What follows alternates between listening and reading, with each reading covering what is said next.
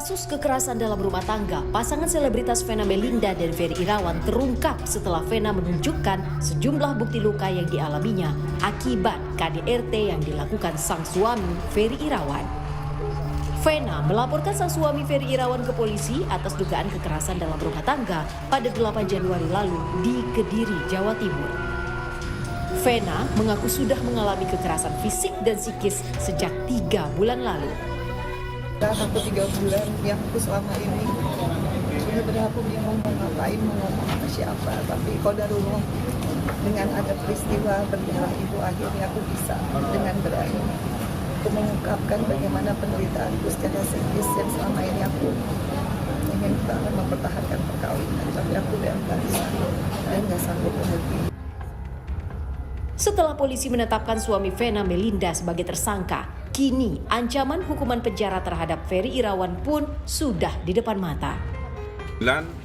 Kepada FI ya, supaya hari Senin nanti datang ke penyidik untuk memenuhi undangan yang dilayangkan. Memberikan sanksi pidana kepada pelaku kekerasan dalam rumah tangga tentu harus dilakukan untuk memberikan efek jera. Jangan sampai berujung damai agar kasus KDRT tak kembali terulang. Tim Liputan Kompas TV. Atas perbuatan kekerasan dalam rumah tangga, tersangka Ferry Irawan dijerat pasal 44 soal kekerasan fisik dengan ancaman hukuman maksimal 5 tahun penjara dan denda maksimal 15 juta rupiah. Sementara untuk pasal 45 terkait dengan kekerasan psikis dengan ancaman maksimal 3 tahun penjara dan denda 9 tahun penjara. Lebih lengkap untuk membahas hal ini kita tanyakan dengan psikolog klinis Zoya Amirin. Selamat petang, Mbak Zoya. Selamat petang. Mbak Zoya, jadi pencermatan Anda seperti apa sih kasus Vena Melinda ini sudah 3 bulan mengalami kekerasan fisik tapi baru sekarang melapor?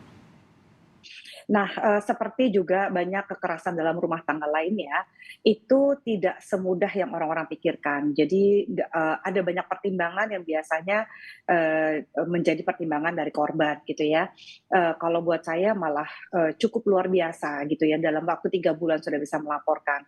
Bahkan ada banyak sekali kasus-kasus KDRT yang saya dampingi justru membutuhkan waktu jauh lebih lama gitu untuk bisa melaporkan. Karena ada pertimbangan apa? Salah satunya biasanya adalah malu gitu ya, malu karena baik yang baru menikah atau yang sudah lama menikah, ini sudah menikah yang kesekian kali atau baru pertama kali menikah, rasa malunya itu sama seolah-olah ini adalah aib ya, yang padahal kan ini bukanlah sesuatu yang mereka lakukan atau mereka inginkan terjadi di dalam rumah tangga mereka. Jadi ini adalah sesuatu yang dilakukan oleh pasangan mereka. Ya, tidak ada orang yang meminta gitu ya untuk disiksa, tidak ada orang yang meminta itu ketika rumah tangga, apa yang meminta untuk nanti jangan bikin malu keluarga ya, jangan sampai saling menyakiti gitu ya secara fisik atau secara verbal, kan nggak ada yang merencanakan hal-hal buruk di dalam rumah tangga sedemikian rupa. Oleh karena itu kalau misalnya sampai terjadi ya dalam proses 3 bulan baru dia bisa melaporkan, itu pasti sudah ada banyak sekali pertimbangan menahan rasa malu gitu ya, juga bagaimana dia menghadapi orang-orang lain, apalagi kita masih besar sekali nih budaya victim blaming ya, atau menyalahkan korban. Ya kalau Apakah kita termasuk, lihat saja, Mbak Zoya, gimana? apakah termasuk juga gitu dengan misalnya memikirkan bahwa besok-besok mungkin suami saya tidak akan melakukannya lagi?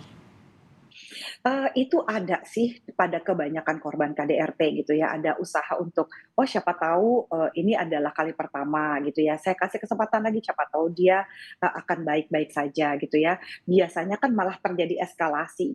Nah, eskalasi yang sudah seperti ini kalau saya mengutip ya istilahnya Mbak Vena Melinda sendiri adalah peristiwa berdarah tanda kutip gitu. Jadi mungkin dengan adanya mimisan itu gitu ya, bentrokan ini membuat dia jadi tersadar gitu ya, Lastro. Tapi sekali lagi ini bukanlah sesuatu yang mudah sekali karena penghakiman orang gitu ya, penghakiman orang untuk menjanda lagi itu lebih yang mana nih yang lebih mudah ditanggung oleh si korban ini, menjanda lagi atau dia menahan diri, menahan malu gitu ya, untuk menerima lagi orang yang pernah menyakiti dia, itu juga bisa menjadi dilema berkepanjangan buat Dan yang para lebih korban beratnya biasanya. adalah ketika sebelum melapor itu mereka begitu ya, lebih banyak kepada pemikiran gimana kalau saya mungkin sendirian, gimana saya melapor, nanti aib seperti apa yang akan saya alami untuk kemudian kan ini menjadi tentunya tercoreng ya nama baik keluarga misalnya. Betul sekali Mbak Audrey, belum lagi penghakiman-penghakiman bahwa dia adalah public figure gitu ya, terus apa kata orang tentang rumah tangga saya yang gagal lagi tanda kutip gitu ya. Padahal kalau memang relasinya sudah sakit, relasinya sudah tidak baik, kan memang sebaiknya diakhiri, tapi itu kan adalah logikanya. Berapa banyak sih orang yang benar-benar sanggup menjalankan itu ketika sudah memiliki rumah tangga. Ada keinginan untuk melihat sisi baik dari si pelaku gitu ya, melihat mungkin dia masih bisa kayak gini, kayaknya dia lagi khilaf aja, kayaknya dia lagi kayak gini, ada pemakluman-pemakluman karena rasa malu yang luar biasa akan dihakimi oleh banyak orang. Tuh kan udah saya bilangin dulu kayak begini, tuh kan waktu itu kan netizen karena ada beberapa ya saya baca ya gitu, netizen tuh nggak punya empati gitu, ada beberapa netizen yang kan udah dibilangin dulu kalau ini tuh punya track record yang buruk gitu. Nah hal-hal seperti itu membuat orang berpikir ribuan kali untuk melaporkan KDRT biasanya Mbak Mbak Zoya, Audrey. ini kan kejadian seperti ini sepertinya apa ya, belakangan marak terjadi ya di kalangan selebritas begitu. Sebelumnya ada Lesti Kejora juga dan Rizky Bilar begitu. Fenomena apa sih yang dicermatin dari Mbak Zoya sendiri terkait dengan KDRT yang ternyata juga ini akhirnya melibatkan artis dan tertuanglah di publik gitu? Ya kalau saya sih tidak melihat ini sebagai sebuah fenomena ya, tapi artinya gini, ini kan juga sudah terjadi dari dahulu kala. Apalagi kalau misalnya mungkin Komnas Perempuan bisa berbicara gitu ya, bahwa sebenarnya sudah lama sekali hal-hal KDRT. Cuma kebetulan baru-baru ini berturut-turut itu terjadi kepada selebritas yang memang sangat-sangat terkenal gitu ya. Jadi dengan cara seperti ini akan lebih membumi. Bahkan saya ingat kejadian Leslar ya baru-baru ini, bahkan banyak sekali ibu-ibu rumah tangga yang patah hati gitu ketika dicabutnya. Jadi seolah-olah ini urusan pribadi jadi urusan semua orang. Saya sih sebenarnya agak menyayangkan gitu ya, kenapa pelaporan Lesti Kejora yang pertama itu harus diberitahukan kepada umum. Kan ini adalah sesuatu yang sifatnya pribadi dan rahasia. Kenapa sih, saya nggak tahu ya, apa pihak kepolisian atau mana, kenapa sampai diberitahukan ke khalayak umum bahwa dia sedang melaporkan hal seperti ini. Itu yang sangat saya sayangkan. Gitu. Tapi yang mungkin kita bisa ambil hikmahnya juga adalah bagaimana memberikan efek jerah kepada pelaku KDRT. Jangan sampai nanti ada lagi berdamai, restoratif justice, akhirnya pelaku KDRT ini tidak diproses secara hukum. Iya, nah mungkin bagi mereka yang saat ini ya mendengarkan Kompas TV lalu sedang mengalami kekerasan seksual gitu ya. Jadi gini, ketika Anda melaporkan, ini bukan masalah menghukum si pelakunya supaya tidak menyakiti Anda lagi. Ya sekaligus saya berpesan bahwa ketika Anda melaporkan, Anda juga sedang membela diri Anda bahwa Anda tidak berhak disakiti, apapun kesalahan Anda. Kadang-kadang si pelaku kekerasan ini kan juga suka bersembunyi di balik alasan melakukan gaslighting ya, yang istilahnya, ya kamu sih begini, kamu sih ngelawan, kamu sih nggak nurut, kamu sih nggak ini, dan seolah-olah itu cukup baik untuk membuat dia layak untuk dipukuli atau disakiti atau dimaki-maki, gitu ya. Jadi sebenarnya ini juga adalah supaya tidak terulang lagi seperti ini, istilahnya gitu. Satu, ya udah deh, tebelin kuping aja gitu ya, bahwa kalau misalnya ada orang yang menghakimi, kita berbuat benar aja akan dihakimi kok sama orang.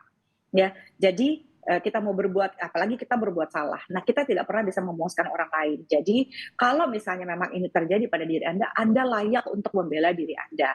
Laporkan, gitu ya. Laporkan dan sekali lagi pahami bahwa kamu tidak layak diperlakukan seperti ini. Apakah orang yang sekali melakukan kekerasan sebesar ini atau pada selebritas yang sebelumnya gitu, apakah dia kemungkinan tidak akan mengulang? Wah, kalau saya sebagai psikolog, saya percaya terhadap ini ya, pola perilaku gitu. Nah, pola perilaku inilah yang lebih menentukan daripada kata-kata atau perbuatan-perbuatannya dia. Dia sudah terpola. Apakah orang yang sekali akan berhenti?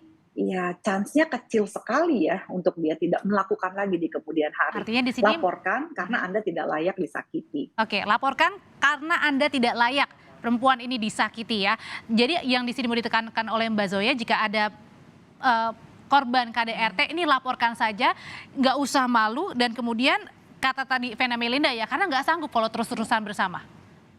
Iya, betul. Gitu ya, ada banyak sekali orang yang merasa ya mungkin kalau misalnya segini dia masih bisa berubah gitu ya. Nah sekarang kalau misalnya bagi orang-orang yang berpikir bahwa mungkinkah gitu ya, kalau saya tidak laporkan pasangan saya akan berubah gitu ya. Kita lihat dulu, misalnya selama 10 tahun menikah atau 10 bulan bersama-sama. Dalam 10 bulan itu berapa hari dia baiknya, berapa Oke, minggu dia baiknya. Kalau baik, dia cuma baiknya 1 minggu tapi dia jahatnya 10 bulan, kan kemungkinan jahatnya dia lebih banyak baik. daripada kemungkinan baiknya dia. Baik, terima kasih Mbak Zoya Amirin, psikolog klinis sudah berbagi informasi terkait dengan KDRT yang dialami oleh Vena Melinda.